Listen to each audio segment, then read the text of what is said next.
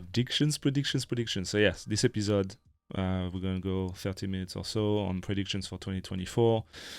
But because we are two lazy motherfuckers, we are not going to just, make up our own. We're going to jam on predictions that we received recently that we thought were pretty good, and we'll talk about those, maybe extend on a few of them, on what we think, and go from there. So we received the prediction 2024 from the newsletter, The Marketing Millennials, which are, as many of you listeners probably know, very well known, respected, everything, podcast, newsletter. They do incredible memes on social media, like on all platforms. I think that they're huge on LinkedIn too. The actual page of Marketing Millennials is really, really big. And I can't remember when it was, but I did come on the Marketing Millennials podcast earlier this year, before we started this podcast with Daniel Murray, that's his name, running this community. And you've been on every podcast. I've been around the block, but so shout out Daniel Murray if you listen to this, and we should try and get it on this pod as well, and cross the frontiers of US, UK, because it's US led, even though they're so big now, it doesn't really matter. And me and you anymore. are just about still in the bracket of millennials, so it's cool. yeah. So yeah, let's get to it. Do you want to add something to this intro? No. I think it was Great. good. It was a great email, and I think there's lots to talk about. So let's go. All right, let's get to it. First predictions. First prediction. I don't know. I've put an S to everything when I speak in English. That's okay. Events will be bigger than AI, and they expand on the point a little bit, but I think I'll make an even bigger point. I think not just events, but anything more personal than something that an AI can do will be bigger than AI in 2024 for brands. The fact that everything and anything, especially on the generative AI side of things, can be automated now will mean that a lot of that type of content will be kind of bland or not very original. So anything that you can make that is going to be crafted by a human being and like very unique in a way is going to be a strength. So I think that's a strong one. Doesn't mean AI is not going to be important in 2024, but I think things that are more personalized will be even more important. That's the point. Definitely. Lots of the common discussion points on this podcast have been that it's kind of like old school tactics coming back in. So when we're thinking about, there's like the rise of direct mail the last couple of years. So people are getting back on, a few years ago, it's like direct mail is like a dirty word. No one sends direct mail anymore. But now all your feeds are being spammed. You're seeing ads everywhere. When you get something dropped through your letterbox, it's pretty exciting. And now with the technology that can actually make that kind of old school tech more powerful, like QR codes, and you can like scan shit and get like AR popping out of it. That kind of stuff's definitely making a comeback. And I read a study that said that millennials actually prefer direct mail because they feel like it's more impactful, because they like the feeling of when something comes through the letterbox. Exactly to your point, that when you have something personal that's like made by somebody in your hands, it's like a tangible thing. So yeah, I'm definitely on board with that. And I think AI is great. People probably maybe listen to this thinking that we were going to say that the trend for 2024 is AI, which I think a lot of people are probably going to say. I think maybe the trend for 2023 was the kicking off of AI, but I think it's going to still be a little while longer before it kind of really takes off a lot more. So yeah, I agree. I think everything in person, I'm definitely up for that. And it'd be great to do some podcasts in person next year. Keep your eyes peeled. Yeah, we've got plans for that. But yeah, micro experiences, think about community as well, how you get people engaged with each other, like all these type of topics are going to be even more important to stand out in a crowd. Oh, I've seen this video from this guy in France who's talking about this startup in the US called Dirty Lemon, I think it's called, who came from nowhere, and they, I think in the last couple of years, like, don't quote me on the timelines, but they went from 0 to $12 million in revenue just by doing door-to-door marketing. There you go. And that's so I think it's a good example for this point. What they were doing is they were a bit controversial. They were recruiting ladies to go do door-to-door, and they with a cans, and they were saying to the people answering the door, hello, my name is so and so, and I represent this brand. I'd love for you to try it. It's for free, so grab a can. And then as they were about to leave, they would turn around and say, if you want to let me know if you like it, just, do you want to take my number? Obviously, big amount of yeses on this question. They would get the number, and then they would add this number a few weeks later, be like, oh, it's me again, by text. It's me again. Would you like some more? Did you like it? Would you like some more? And if you do, I'll come back to your house to deliver it. And basically, door-to-door combined with SMS marketing. So then they had all these people's number into automation flows to get them to sign up for a subscription to get these cans every month off the back of ladies doing door-to-doors. Man, men are so basic. Yeah, so basic. But I'm not surprised it worked. Suppressing. I'm not surprised it worked. It's crazy that you could go from 0 to millions in revenue by just doing this one strategy very, very well. There's a lot to unpick in that strategy, like why it worked. But you can imagine that. Yeah, that it worked, it's interesting, and also that kind of crosses over into the realm of growth strategies that are more time-consuming and things that the things that your mind doesn't necessarily immediately jump to, like classic Airbnb example. They signed up their first 100 hosts by just knocking doors in New York. So it's like that in-person element, which, you know, a lot of agencies might be like, oh, we're not going to do that, and we're not going to do this for our client because it involves like going out of the office and doing stuff. But, you know, if you work with the right agency, then they will definitely cover those things. But if you do it internally, then you need to get out into the real world and do stuff. So it makes sense. Exactly. So this type of thinking, like, good luck doing that with AI. You can't. Like, it's really like, it's original. It's crafted for the brand. There's a little psychology there, like basic psychology, like men wanting to get a number from someone cute delivering cans, and you getting one for free to get the taste, but you give your number. Then you into an SMS marketing campaign. Then you become a subscriber, and you give away $20 a month or £20 a month, whatever it is. So anyone selling cans or products listening to this, like that's one up for grabs, because I don't think anyone's doing that in the UK. Go for it. So that was it. Prediction 1. Very nice. Okay. Prediction 2 is one that resonates with us.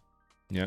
Go for it. And it is becoming a media company, or a media kind of arm of a company. Because the point around that is, historically you're a brand and you work with, say, a creative agency or influencers or content creators to create content on behalf of your brand. And with the rise of how easy it is, you know, case in point with us, right, to start a podcast,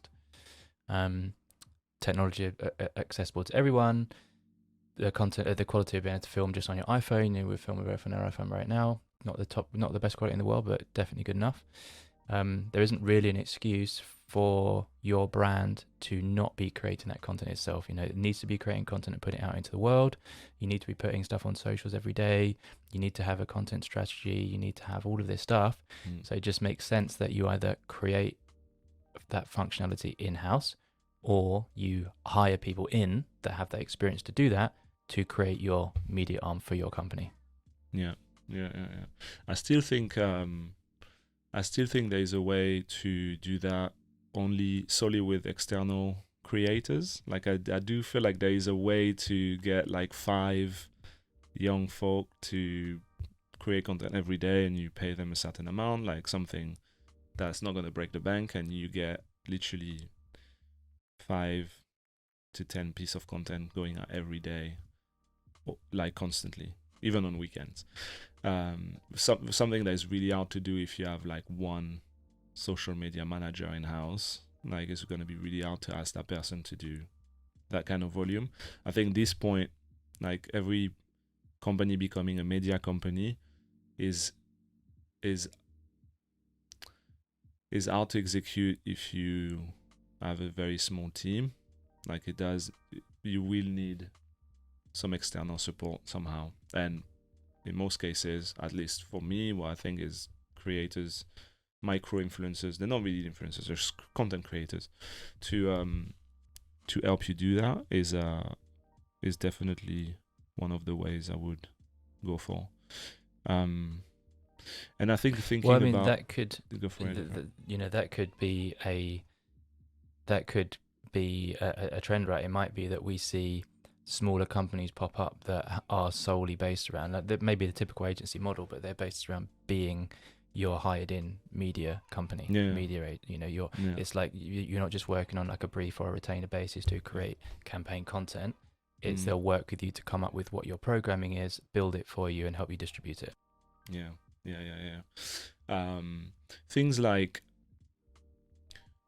developing a newsletter, a podcast, a YouTube channel with content series based on like things that are around your product, what you're trying to sell, but not about the selling. That's really important.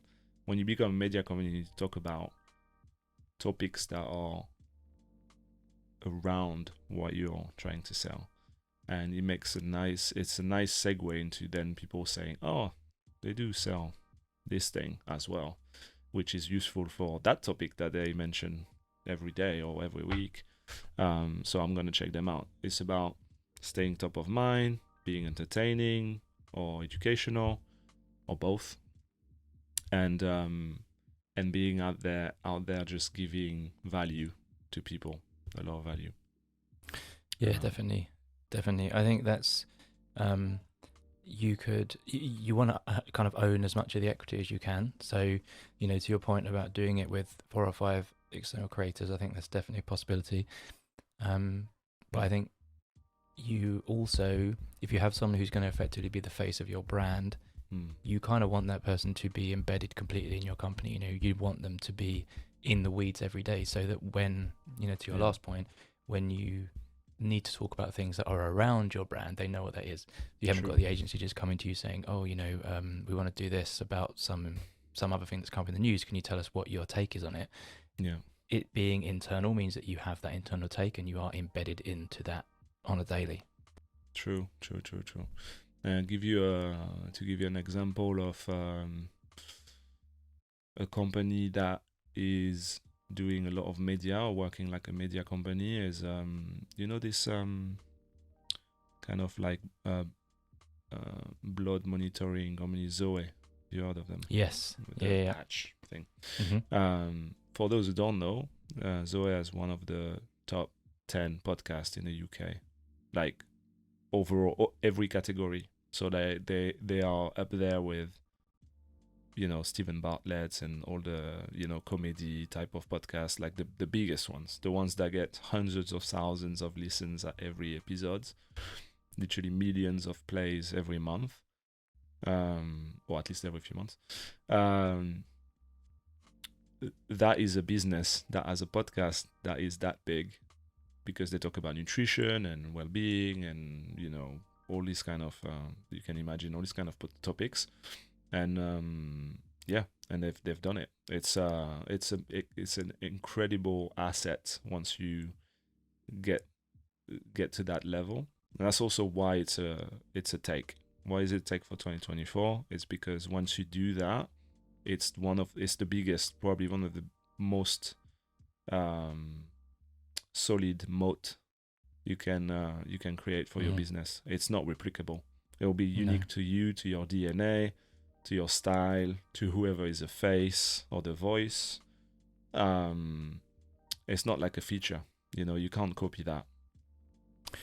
Exactly. Yeah. And I think that's why we're starting to see the rise of the, I don't want to say influencer CEO, but the CEO with an audience, the CEO who understands the importance of building their personal audience so that when they're ready to do so, they can distribute their business or their product or their company through that audience, right? And I think that's going to be exactly the same. It's the same as a media company, right? You don't have to be a media company of a business. It can be your own personal media company, or especially if you're like a solopreneur, it's you are the media company. Yeah. It's funny, the amount of people starting a business today, and when they talk about, I don't know, starting to post on LinkedIn, they're like, oh, but I don't know what I would say, to do one post a week. And it's like, you need to post every day. So you need to know why you're doing it, because I guess, like, again, like to your point, if the founder's doing it, it's a massive weapon, building an audience around your name. And there's more and more examples of this, but I think in 2024 and beyond, there's going to be way more founders, CEOs being the face of the engine of that media company within the business. And how, like, I'm so happy with this trend happening, because how easy, I guess it would be easy, but I think I've got some like insights already in, like, this kind of world. But I think how easy it would be for a CMO or head of growth to talk about marketing if the CEO or himself or herself is the engine of that content that you're pushing out. I think the dialogue between, like, what is marketing and media, and the ROI of that, the ROI of content, is going to be a much more healthier discussion if your boss is the one behind in front of the camera. Definitely. I think what's going to be really interesting to see is, it makes sense that soon we're going to find a company where the CEO and COO, or the two founders, are the CMO and the CEO, and they have a media business between them. So let's say it was us. You've got your CEO who is the face of the company, and you've got your CMO who's interacting with them, and you're talking about marketing, you're talking about the business, you're splicing those two things together. And I think that's like a super powerful combination, where you've got the appreciation of the need for marketing, you've got the appreciation of the need for building a brand and a business, all in one package. So I feel like soon we're going to see that come to fruition. Yeah. And I think, so based on everything we just said, I'll make an extended prediction into the bigger and bigger importance of understanding distribution of that content, which is slightly different from ads. And we spoke about this in many episodes already in a podcast. One of them being the one with Cody Schneider, quite a few episodes ago.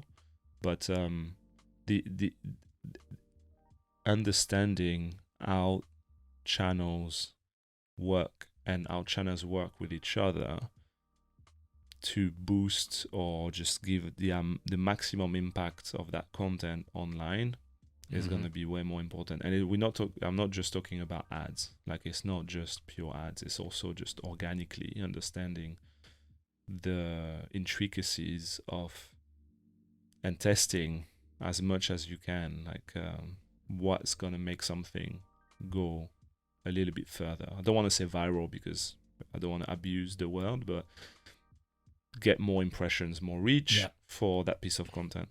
There's a lot of tactics out there, and it's constantly evolving. So I think if you think about it in a sense of, like, your current head of growth type of role or profile, I think that is going to become a bigger piece of that role, understanding the organic distribution of that content as you're becoming a media company. Yeah. Yeah, definitely. And I think with we spoke about this as well previously, when Web3 came to its like apex a couple of years ago, Yeah. there was people realized that, okay, now we need the most important person in this company is a social media manager. And for the years kind of before that, it was like trending downwards in terms of the least important person that, or the feeling. I'm not saying I agree with this, but the feeling in Yeah. a business was the social media manager is just like an intern these days because of the decrease in organic reach and all that. But then Yeah. when Web3 came around and it was all about growing organically through Twitter or through Discord, whatever, and people understood the need for someone who understands community, then that kind of flipped that round entirely. And I think that has now stayed the same. When we get to the point where brands are building media companies, they need someone who knows how to distribute that media organically without just putting some spend behind it. Exactly. Good one. All right. Trend for 2024, number 3. The evolution of what influencers or influencer marketing is. All of these points are kind of linked with each other, which is kind of interesting. Like it's like a little jigsaw that you put together. But I think we're gonna. I agree with this one. So the point is, let me make the point and then we can talk about it. The point is that we're gonna move away more and more away from one-off big influencers kind of activations because they don't resonate with people. They're not as impactful as I guess like more long-term relationship with meaningful influencers with actual influence in the field that you're trying to, or the business you're trying to grow. I agree with this one. I think we are already in the transition phase with this, but I think having a deeper relationship with the influencer we work with, probably go a little bit more micro as opposed to going for the big stars that anyway 99% of the brands can't afford anyway. But instead of going for the shiny numbers in followers and hoping that you're gonna make a splash, you can divide that budget in 10, 20, 30x if you, depending on how big it is to begin with, and go for more meaningful long-term relationship with influencers. What do you think? Yeah, I agree. I think you could probably go back the last 5 years and find the coming year trend report, and someone's going to be saying this is the next year is the year where influencers not die. I'm not saying they need to die, but when people move away from getting the girl who's just come off Love Island to talk about this thing, she doesn't even know what it is. Yeah. And we spoke to Ash a few episodes back on a podcast, and from his perspective as a creator, it was that he prefers now working with a brand on a longer term engagement. Obviously, it's better financially, but also it just means they can put out content that makes sense and lives for a longer period of time over a series rather than just one post and you forget about it. I think people are becoming more aware of when something just pops up on a feed and it's just a product placement and the person doesn't know what it is. I think that the way the industry needs to move forward, and what this trend is saying, is that when you work with someone as a partner, prefer that word to influencer, they should have a need for your product, which is where it all started, right? And if you if you stay in the creative community, you go on YouTube and someone that's like filming high quality content will be working with Nikon, Canon, whoever, because they have a need for that content. And I think that is the way people need to focus on influencers, rather than who's got the biggest reach, pay them whatever they want, just get one post in their feed and that's going to come back to me and pay dividends. I just don't think that's the case anymore. You need to find someone who is active in your niche, has a use for your product and can talk about it, right? You want someone to be talking about your brand. You want someone to be reviewing it and they know what they're talking about and eventually end up using it, ideally. You don't want someone who's just like, oh, I just had my first one of these booties today and I feel really great. And then they turn the camera off and they throw it in the bin. You never see it again. So I hope we see this trend kick off, because I think it really needs to happen. Yeah, and I think it does happen more and more, but yeah, it's definitely still there's margins. It can be much bigger than that. There's one that's quite interesting is we've been watching. I'm just sad to admit this, but I'm going to own it. We've been watching the most recent episode of Kardashians. That's Disney Plus. great. And I'll watch it too. It's good. I mean, every episode I end up just getting annoyed at it. But anyway, Chloe has launched her brand Good American, which is like a kind of fashion brand, high street fashion brand. And I was reading an interesting article the other day about the girl who's actually behind a lot of those brands. So yeah, it was basically Good American was like the brainchild of Emma Grede, and who's a British lady. I think she's about 34. And off the top of my head, I believe the story was she like pitched Kris Jenner on this concept of like building brands around the Kardashians, and then that's how she got her way in. And now she's launched multiple brands kind of fronted by the Kardashians, but really she's kind of my take is that she's like the brains behind it, and she's now worth $500 million off the back of doing that. So there is definitely money to be made in finding the right person to be the figurehead of your brand who already has an audience, and then position them as your CEO. But everything is running in the background. I think that can obviously work. And that product, both Good American and Skims, obviously has direct appeal to people who follow those two. So I think that is still an interesting play. That is like a combination of like the point we made earlier, which is the founder CEO being the face of the company, right? I think for the biggest celebrities in the world, so the Kardashians and the biggest actors, etc., like they're in a category of their own, and what they started to do now is they launch their own business. They don't promote other businesses as influencers. They create their own line of products.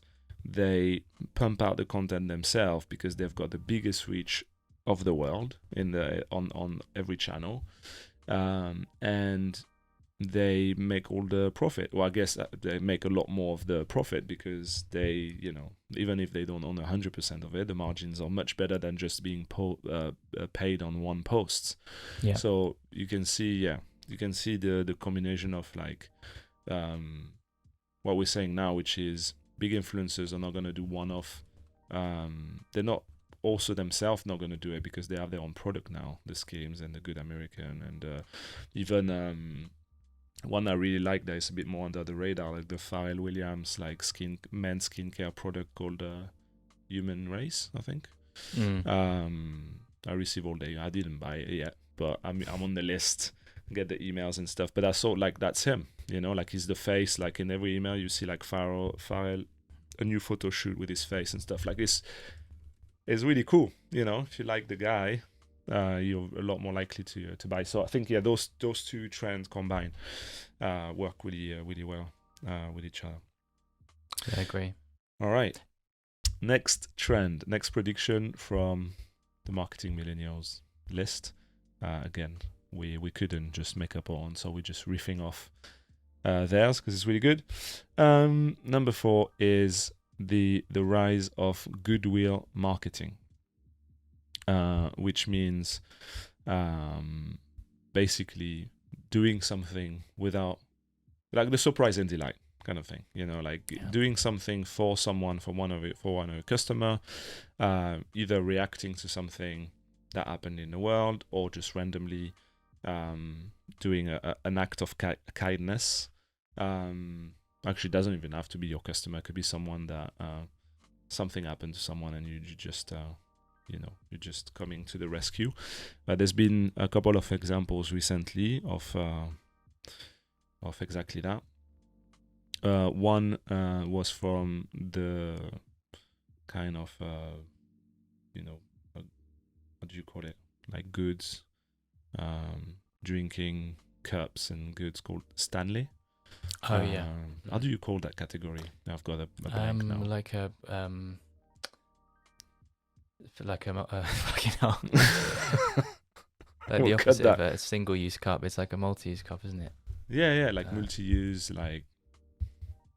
It is a stainless steel flask. Yeah, just. Right, Stanley, the stainless steel flask manufacturer. They do other things. Yeah, we'll just cut the bit before. Yeah.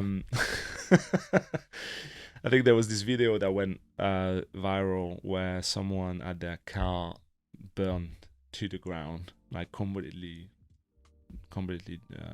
done. And that person, after the fire is out and the car cools down, like opens the door, and in the middle, in the cup holder, there's this the Stanley cup is still there, and she opens it and it's still liquid with ice cubes in there and stuff. Like the thing didn't move at all. So that already went viral. And then what they did is the CEO of Stanley doubled down, did a video where they stitched on TikTok, they stitched the video from the girl, and then he starts talking after a few seconds, and they offer to pay for a new car. And obviously that went double viral. So the first video went crazy because people are like, what the fuck, like that thing is indestructible. And then the CEO comes in and be like, we'll pay you for your car. Like that's amazing. That's great. You get everything you can think of, like organic reach, all the PR you want. It's great. And to be able to do that, obviously you need to be ultra aware of what's happening in the world and being reactive to things. You need to be listening on these platforms, on social platforms. If you're not doing that, you're gonna miss potentially a moment for your brand. But that's where that goodwill marketing comes from. There was another example. What was the other one? The North Face jacket. Did you see that one? No. So there was this video, I think it was last week, it's very recent, this video of this girl, she's in, I think, Scotland or somewhere. Oh, I have, and she's and saying it's it's not pouring waterproof. down, and she has like an old North Face jacket that is actually not waterproof, or it's not as waterproof as she imagined. So she's like struggling in the pouring down rain. And then I don't know what's the timelines with that, but like obviously the video came out, and then North Face did a reaction video where they took one of their latest jacket, which is 100% waterproof, and they flew an helicopter to where she was, and I think they delivered the jacket to her, obviously with some sort of delay, like they made up the reaction video. But that also went viral off the back of it. The first video went viral, the goodwill marketing campaign went viral, and everyone's happy. But yeah, it's very cool. similar to the Stanley one. I think you have to be a brand that is like willing to, because a lot of the time it's like, what do I do with the negative posts, or what do I do with the negative reviews? And it's like, ignore them or block them or get rid of them, just don't reply to them. But I think you have to be a brand which is like, you're happy to acknowledge that someone's had a bad experience.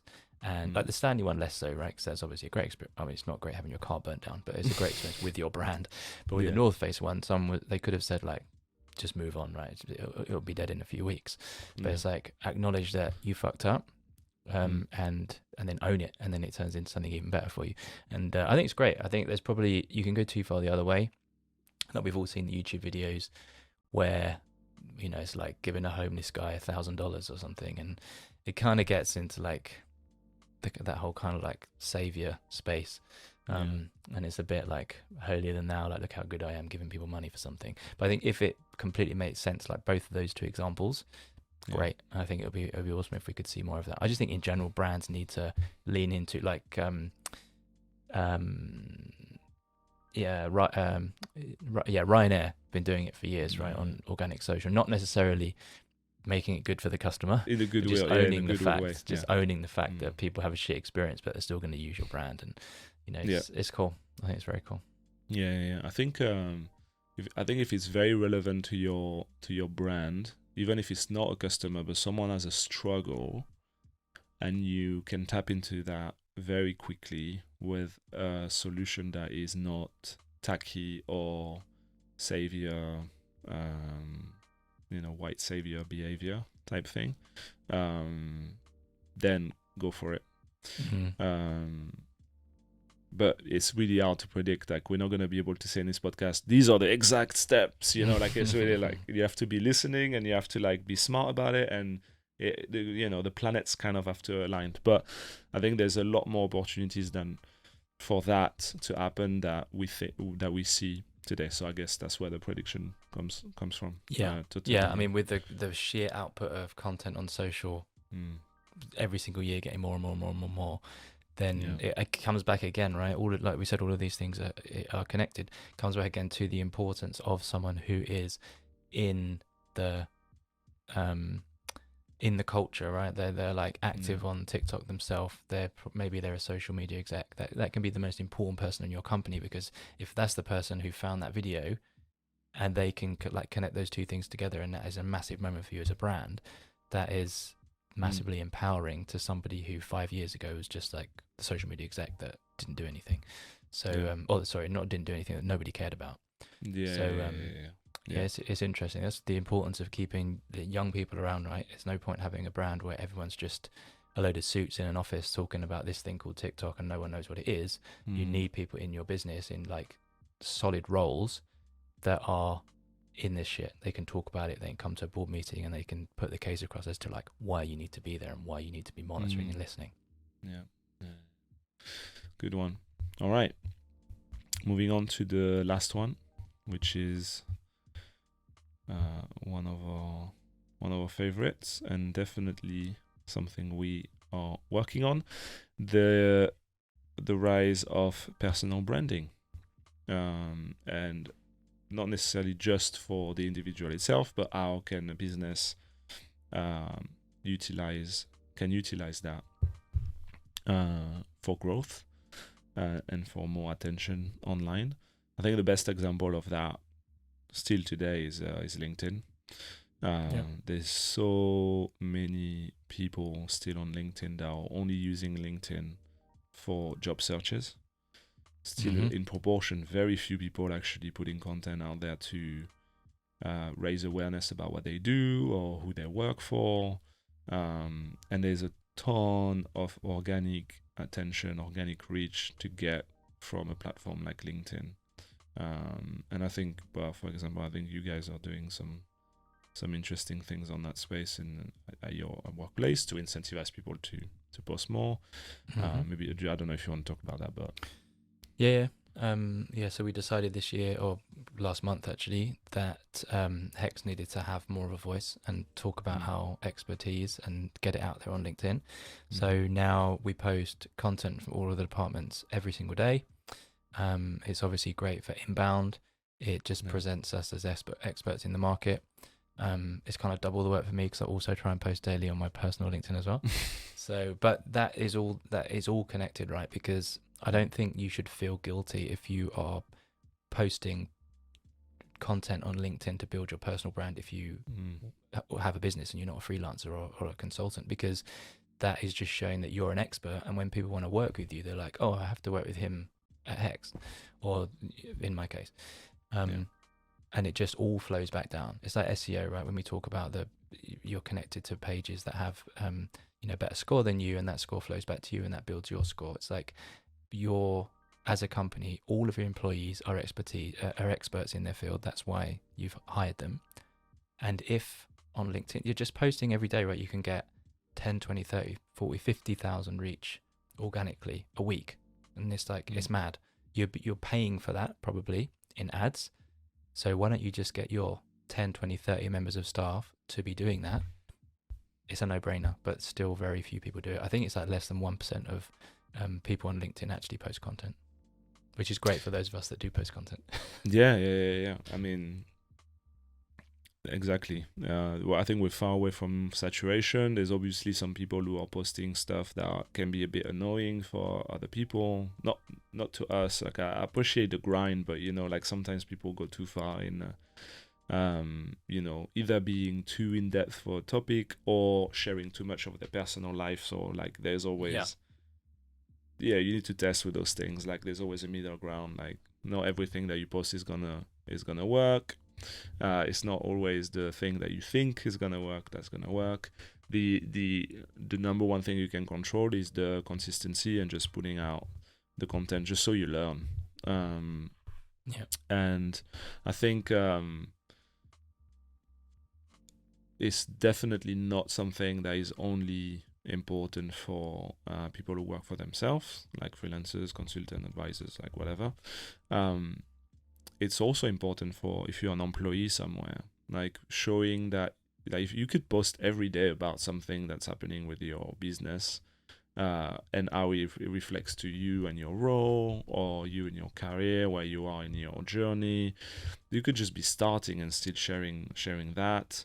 I think there's a ton of untapped attention there that could be captured, and at the same time, on the topic of LinkedIn, they're far from losing momentum in terms of growth. That platform is still gaining users every day, every week, every month. So it's not like it's saturated and we're just filling in the same bucket. The bucket is growing as well at the same time. So yeah, definitely a trend there with more personal branding related to the business you work for yourself, and also related to that, how your business can either incentivize or make sure that more and more employees actually use it for the business benefits, but also for their own benefits, for their own career. Yeah, I think that's an important thing an important principle of management, in my opinion. How I manage a team is that I don't expect that those people are going to work for me or at the same business that I'm working at for the rest of their career. The same as I'm not going to work at the same business for the rest of my career, and you're not, and everyone listening to this isn't going to. I think if you can be realistic, and it is a hard ask for your employees to say you need to put out content, but just own it and just say, look guys, in a year's time, 2 years time, whenever's right for you and it makes sense that you're going to move on, if you're posting daily content or even weekly content on LinkedIn, you apply for a job and that you're up against 30 other people, 29 of those other people most likely aren't posting content on LinkedIn. So when that recruiter's looking, not recruiter, but like HR person, whoever, hiring manager, is looking at your profile, you stand out because they're like, this guy's an expert.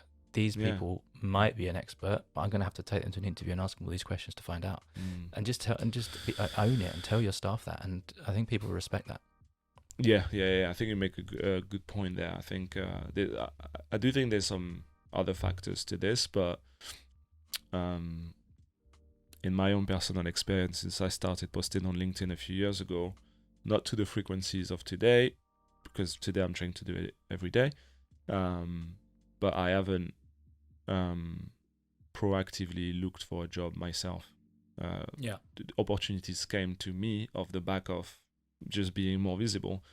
If you're, like you said, if you're standing out in a sea of people similar to you, but you're one of the few that is not afraid to just make a point, whatever, you just share your experience, you'll make it a lot easier for people to find you in whatever form, shape or form. The other way we're doing that right now with the podcast, and the podcast transforms into content on LinkedIn and social, and we put it on YouTube.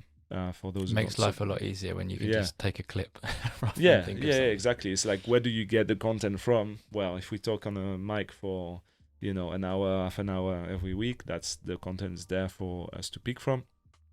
But it's part of the same thing. And it's funny, the more I think about these 5 trends, there are 5/6 trends that we spoke about, and the fact that they're all kind of embedded within each other, you could tie them all up with what we're doing right now, is building a media company. We're the face of the podcast. We're no company yet, but we could be in the future if things go well after a few. I'm going to be generous with ourselves, like a few years, maybe 2-3 years. The content will be there, driven by us. We'll probably go through like micro events or some sort of community eventually. There's more like fully formed. So like almost all of the points that we mentioned are like embedded into like that thing that we're doing right now, which is kind of interesting. Right. That's a wrap. Prediction 2024. We didn't want. I saw some lists where there was like 50 of them, and I'm like, fuck this. There's too many predictions. And I'm like, how can you even retell? I was reading there, and I was like, after 15, I was like, I can't remember number 1, number 2. There's too many. But I like the conciseness of the marketing millennials list. Only 5. It was good to jam on them. Let us know what you think when you listen to the episode. You can react to the episode on Spotify. You can reply to the newsletter. If you haven't checked out our website, we've got ingrowthwetrust.club as the website to check out the episodes, and we'll put more and more of the articles, like past episodes, in written forms in it as well for those who prefer to read. SEO. And SEO, obviously SEO. And so yeah. Let us know your trends. Let us know something we missed. And I think one trend, our own trend that we can add to this list that we'll both agree on, that we haven't spoken about, is that next year there'll be something that no one considered this year that comes out of nowhere. The same way as this year we had ChatGPT. Next year we'll be sitting here talking about some crazy shit that happened in 2024 that nobody predicted. So that's one thing that we know is going to be a trend for sure. I agree. Maybe it'll be ID. Yeah. I don't know. Something, yeah, something we haven't discussed. It's definitely not gonna be those Ray-Bans, VR, AR, Meta glasses. That's not a trend. No. Maybe we could do an episode on that before the end of the year. Like if it's like yes or kill, like, and we can go through like a long list of things that we think are not gonna survive. Yeah, that's cool. Anyway, I know at the start of this we said we would never do a quickfire questions, but maybe we need to end the year with asking each other 20 quickfire questions. Yeah, could do that. Over a nice whiskey. All right, man. That was a good one. Have a good rest of the day. That's the wrap. See ya.